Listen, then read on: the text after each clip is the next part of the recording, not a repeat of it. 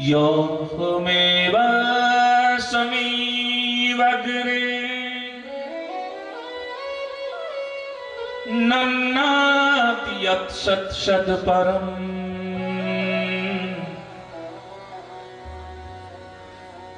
पश्चादहं यदेतच्च यो हवशिष्येताशोष्महम् ईडीते अर्थं यत् प्रतीयेत न प्रतीयेत चात्मनि तद्विद्यादात्मनमायं यथा योभास यथा तमः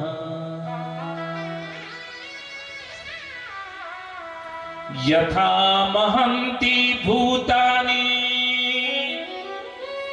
भूतेषु च्वावचेषणो प्रविष्टन्न प्रविष्टानि तथा तेषु न तेष्वहम्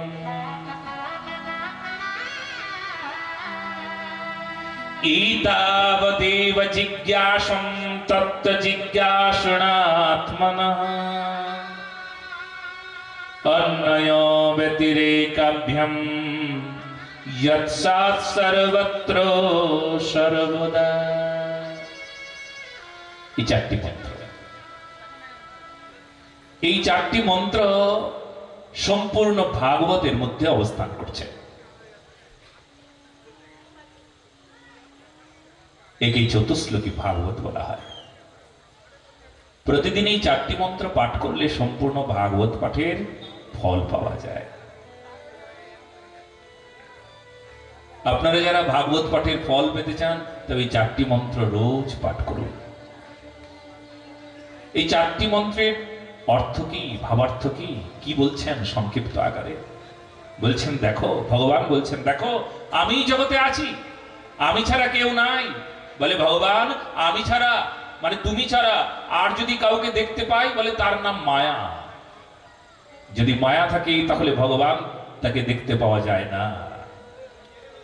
বলে আমি আমি আমি আমি আমি, জীব বলে আমি আমি আমি, তাই ভগবান তুমি তুমি তুমি, তোমাকে দেখতে পাওয়া যায় না। যখন কেবলমাত্র তুমি তুমি তুমি তুমি তুমি তুমি তুমি সর্বত্র তুমি, শুধু তুমি আর তুমি, কিছু কিছুতেই বুঝি না তুমি তুমি তুমি তুমি তুমি, তখন আমি নাই। তার মানে এটা স্পষ্ট করে নিই আমরা যে তুমি থাকলে আমি থাকি না, আমি থাকলে তুমি থাকো না। হে ভগবান তুমি তখন থাকো যখন আমি আমি থাকি না।